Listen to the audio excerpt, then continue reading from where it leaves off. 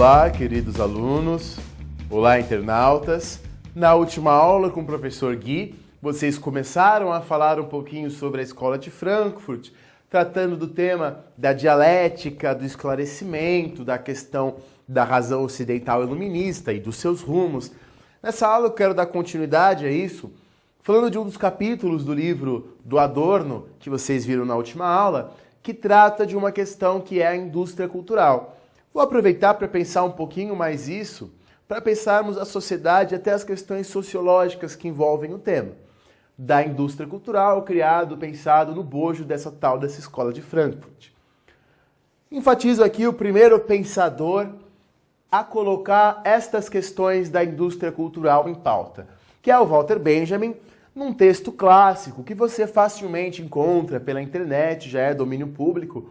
O nome do texto é A Obra de Arte na Era de Sua Reprodutibilidade Técnica, no qual ele se questiona o que muda nessa expansão do capitalismo nesse momento em que a cultura se torna uma mercadoria. O que muda quando isso acontece? Quais as transformações nas nossas concepções de arte? Quais as transformações na própria arte quando a cultura se torna também um negócio? Quando a cultura é submetida à lógica do capital, que é o que vivemos hoje? Ele é o primeiro a colocar essas questões, coloca de uma maneira extremamente profunda nesse texto. Não é um texto grande, apesar de ter uma imensa profundidade. E aí eu recomendo que quem gosta desse assunto, quer saber mais desse assunto, procure esse texto. Procure esse texto. Muito bem. Então nós vivemos no século XX, nascemos no século XX, no século XXI, vivemos no século XXI, e o século XX e XXI é uma época de produção em massa. A lógica capitalista, dentro desta lógica, passamos a produzir tudo em massa. Passamos a produzir mortes em massa. Basta observar as guerras que no século XX, no século XXI, mataram em proporções muito maiores do que em outras épocas. Mas não apenas mortes, não apenas mercadorias comuns, passamos também a produzir imagens em massa.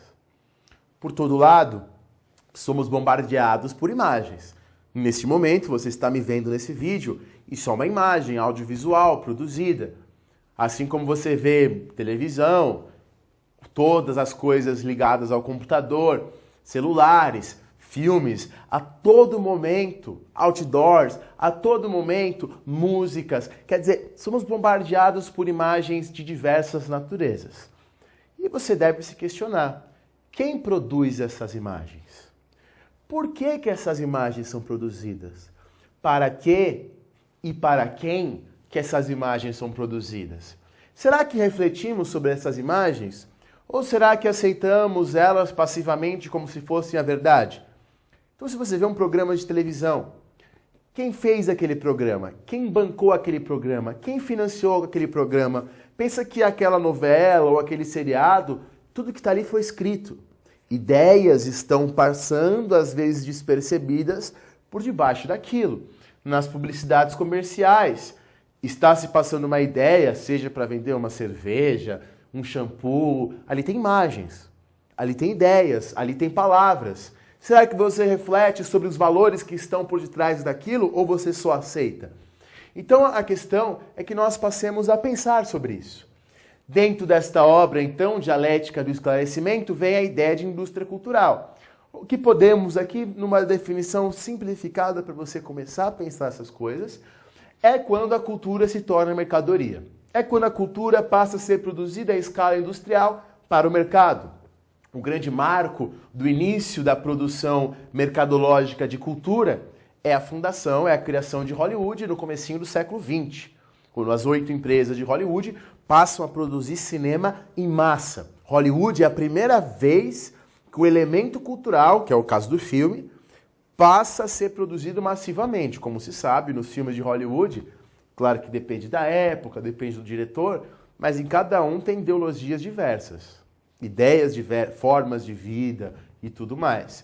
Então, nesse momento, quando a cultura passa a ser vendida e financiada por grandes conglomerados industriais, que é o caso de Hollywood, a cultura não existe simplesmente por si. Ela tem uma finalidade ligada à lógica capitalista, né? Alguns autores, esses autores enfatizam uma coisa muito interessante. Quando a cultura vira mercadoria, quer dizer, quando não são apenas roupas e carros, mas a cultura vira mercadoria, o sistema capitalista e a lógica capitalista passam a entrar no nosso inconsciente. Se ela já tinha dominado nossas roupas, nossa alimentação, agora esse pensamento capitalista passa a colonizar o inconsciente a partir desse processo. Aqui eu coloco uma frase de Frederick Jameson mostrando justamente isso.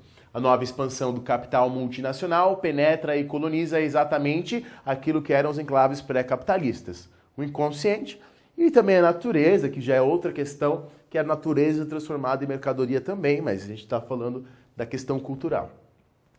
Então vamos pensar, para você começar a ter ideias sobre o que muda ao transformarmos a cultura em mercadoria. O que é esse processo tão recente do capitalismo? Então, primeiro, vamos ver algumas características. Primeiramente, esses teóricos vão dizer, muitos teóricos vão dizer, que quando a cultura passa a ser produzida em massa, na lógica fordista, né, produzo carros em massas, produzo objetos em massa e produzo música em massa. Milhares de CDs, de discos e rádios. Ela passa a se padronizar. Ela passa a se padronizar. Quer dizer, um cara que faz uma música lá nos Estados Unidos, muitas vezes pensa uma música que vai pegar nos Estados Unidos, na América Latina, na Europa, especialmente a tal da música eletrônica. Não estou dizendo que isso é bom nem ruim, mas de fato há uma padronização. Há um momento em que pessoas de continentes diferentes passam a ouvir estilos musicais parecidos e, por consequência, a produzir estilos musicais parecidos. O mesmo se dá no cinema. Hollywood, quando faz os seus filmes, pensa em algo que pegue, em vários casos, em algo que pegue não apenas nos Estados Unidos, também na América, na Europa, eventualmente até na Ásia, na África, e por aí vai. A cultura se padroniza e muitas vezes coloniza culturas com menor poder aquisitivo, culturas mais ricas, tendo indústrias culturais mais poderosas, destroem, diminuem, colonizam culturas menores. E com isso, muitas vezes, o nível baixa. Há uma historinha famosa de um produtor de Hollywood que um dia diria, ele um dia teria dito que os filmes que ele fazia eram feitos para uma criança de 11 anos entender. Quer dizer, o nível dos filmes era esse, mas não era um filme para criança de 11 anos. Era para que a de 11 a 60 entendesse, e muitas vezes isso pode baixar o nível estético. Uma segunda característica é a domesticação do estilo. Então, voltando, falamos de uma música eletrônica que é feita mundialmente. Muitas vezes, então, a pessoa cresce ouvindo isso, ela nem teve opção. Isso que é uma grande questão. A pessoa nasce e só tem como opção as músicas da indústria cultural. Então não é uma questão de escolha. Se ela puder escolher outras, legal. Mas se ela cresce ouvindo apenas um único tipo de música, muitas vezes ela fica tão acostumada com esse estilo de música, de filme, de outros produtos também, de revistas que também fazem parte da indústria cultural, e ela começa a achar que tudo que é diferente é chato. Coloquei aqui entre aspas para ficar mais claro.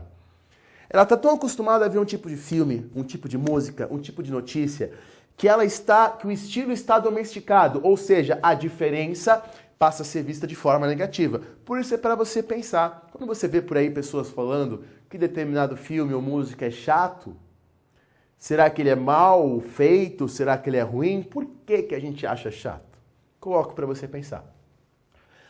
Outra coisa, em outras épocas poderia ser estranho, impressionante, como há hoje uma quantidade gigantesca de artistas que cantam, que fazem filmes, de jornalistas que escrevem notícias, não porque acreditam no que escrevem, não porque acreditam no filme que façam, não porque aquela música seja a expressão do seu sentimento ou qualquer coisa, mas para vender. Então há um divórcio entre a arte e o artista, pensando até uma alienação do artista em relação à sua música, uma alienação do artista em relação à sua arte. Ele produz algo que não vem de dentro, mas, digamos assim, vem das necessidades mercadológicas de fora. E aí você pode pensar em vários exemplos do seu cotidiano, ou mais, as pessoas passam a ver a cultura como sinônimo de entretenimento. Quer dizer, para muita gente, a única função da cultura é entreter. Então, vou ver um filme não porque Eu quero pensar, eu quero discutir, não porque eu quero depois falar sobre ele com os meus amigos, não. Vou ver um filme para passar o tempo. Não é que eles estão condenando o entretenimento, pelo contrário, mas eles estão mostrando como muitas pessoas passam a ver a cultura como sinônimo de diversão, e mais, no seu período de lazer, isso é um texto do Adorno famoso, no seu período de lazer as pessoas passam a associar o lazer ao consumo. Estar num período de lazer é necessariamente uma hora de consumir produtos diversos da indústria cultural, da indústria de turismo, e não fazer uma atividade não associada ao consumo. É como se estivéssemos, vamos dizer assim, trabalhando na hora de lazer. O lazer seja um momento do consumo e não um momento de qualquer outra coisa. Essa associação cultura, entretenimento, lazer, consumo é uma criação do capitalismo moderno. Vejamos outras características colocadas aqui. Quinta característica, massificação de atitudes, conceitos e ideias. Quem são os primeiros a perceber o poder da indústria cultural?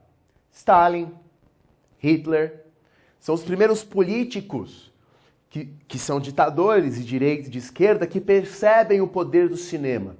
Ora, não sei se vocês sabem, quando Hitler invadiu a França, uma das primeiras coisas que ele fez foi lotar os cinemas franceses de filmes nazistas. Pois Hitler foi um dos primeiros políticos a perceberem o poder dos filmes, o poder do cinema. Então quer dizer, o cinema, como a música, tem um poder de difundir atitudes, ideias. Quantas pessoas no Brasil que não imitam as formas de agir de Hollywood?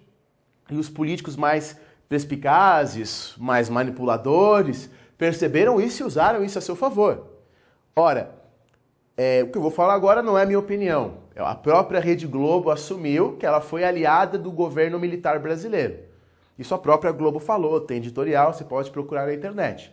Você gostando ou não disso, está claro uma aliança entre a mídia e o poder político. Como a mídia pode sustentar políticos, criticar políticos, quer dizer, o jornalismo, a TV, a música, tudo que faz parte da indústria cultural. Nas ditaduras é comum fazerem músicas de exaltação ao governo. Percebem-se o poder dessas músicas. Então a indústria cultural massifica atitudes, massifica conceitos, massifica ideias. Quantas dicasinhas dadas por um ou outro programa de televisão não são imediatamente seguidas pelas massas? Bordões, frases e essas coisas. Perceba como isso está no nosso cotidiano. Perceba como muitas pessoas se comportam a partir da indústria cultural. Perceba que a indústria cultural representa como é um jovem. Então, há programas famosos na televisão sobre jovens. E vai lá a indústria cultural, a televisão, e diz, o jovem é assim. E muitos jovens crescem assistindo esses programas e acham que ser jovem é aquilo ali. Então, quer dizer, veja o poder disso e veja como devemos ser críticos a isso. Aqui uma frase de uma música muito famosa, de uma banda muito interessante, que são os Engenheiros do Havaí, no qual eles falam, a vida imita o vídeo, sobre esse processo.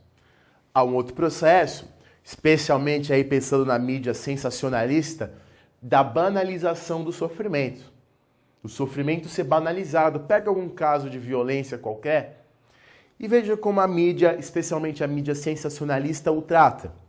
Veja que ela fala dele, repete, e fica horas falando de sangue, de sofrimento. E muitas vezes nós nos questionamos, por que a mídia está falando tanto disso?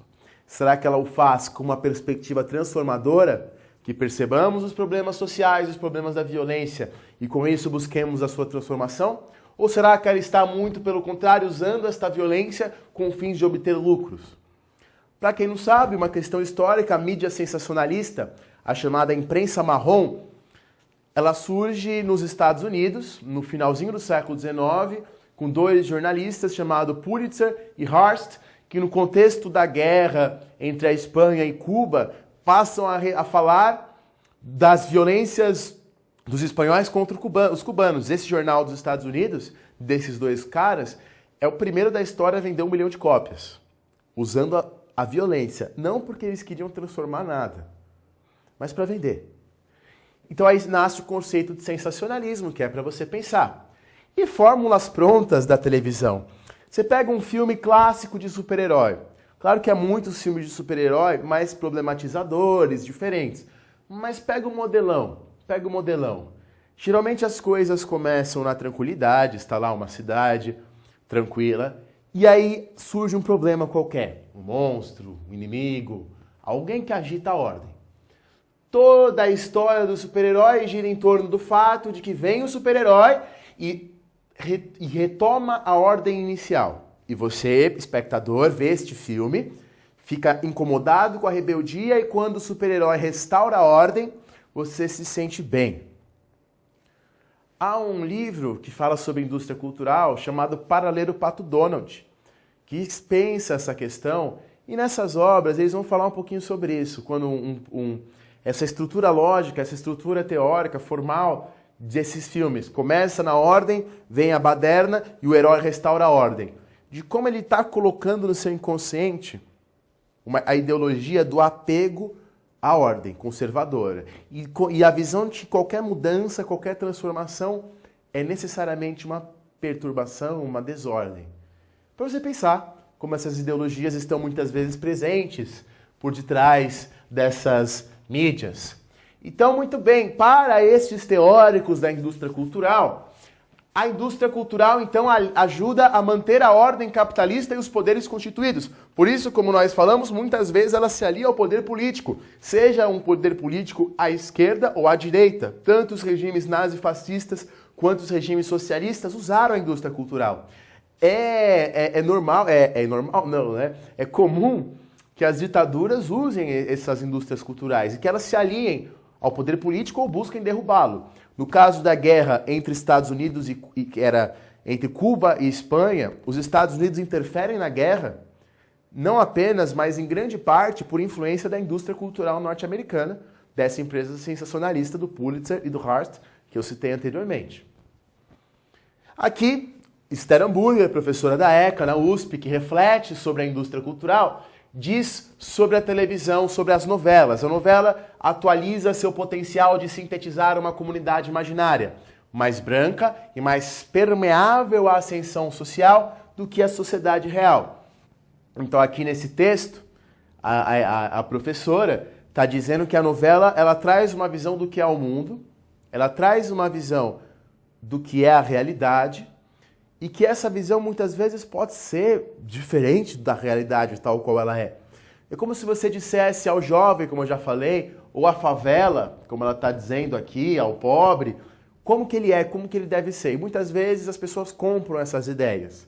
Portanto, é preciso ser crítico, diz a professora. Aqui o filósofo uruguaio Eduardo Galeano escreve no livro dos Abraços: a televisão, esta última luz que te salva da solidão e da noite, é a realidade. Posto que a vida é um espetáculo, para os que se comportam bem, o sistema promete uma boa poltrona. Então está dizendo, isso aconteceu com o rádio, acontece com a televisão e vem acontecendo com a internet. Desses meios de comunicação serem um refúgio da solidão. E quando a gente busca sair da solidão, liga a TV, liga o computador, por vezes as ideologias que eles portam entram na nossa cabeça.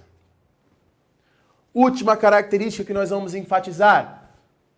A oitava característica que o Walter Benjamin coloca: toda arte é reprodutível. Então toda arte passa a ser reproduzida. Então cinema gravado, reproduzido em massa, música gravada, reproduzida em massa.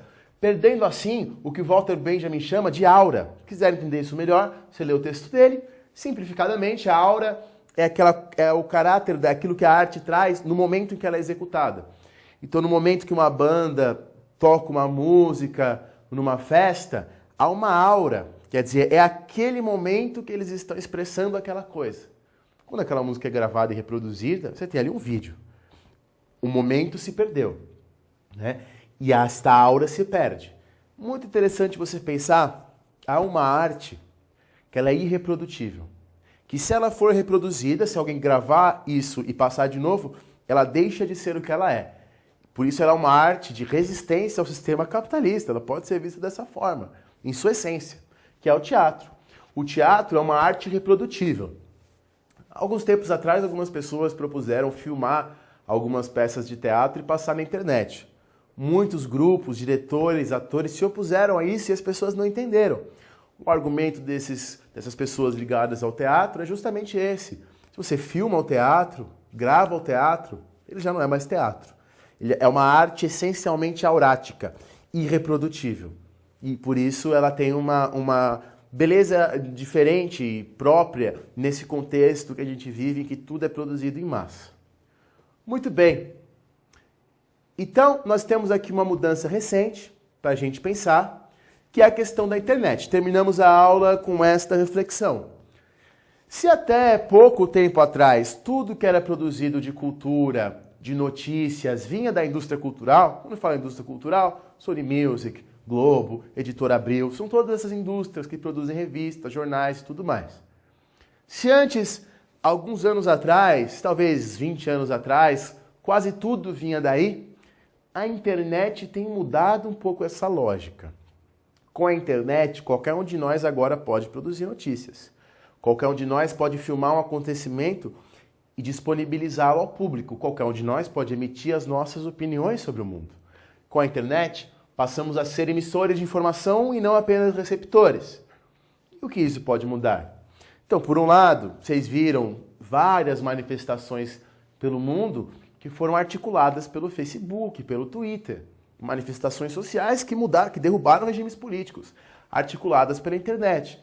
Então, quer dizer, será que se não fosse a internet as pessoas conseguiriam se articular dessa forma? Será que a grande mídia divulgaria essas notícias de protestos, como aconteceram, da forma que aconteceram? No atual momento, já falei, gravo esse vídeo em 2014, no atual momento, há vários grupos na internet que vêm lançando sites independentes com vídeos, com músicas, artistas, por exemplo, a banda, pegar um exemplo já não tão recente, mas importante, a banda Radiohead, começou a fazer sucesso por fora da indústria cultural, pela internet. Várias bandas assim que a gente se questiona, será que se elas dependessem de uma gravadora, elas teriam sido divulgadas? Será que se não fosse a internet, essas bandas existiriam? Então, a internet representa uma mudança fundamental na história da indústria cultural. Alguns dizem que ela pode acabar com a indústria cultural, acabar com a indústria de discos, de CDs, de televisão, de jornais. Outros, por outro lado, já não são tão otimistas e acreditam que a grande indústria irá também se apropriar da internet. É uma questão para a gente pensar. Vamos agora rememorar o que nós vimos nessa aula.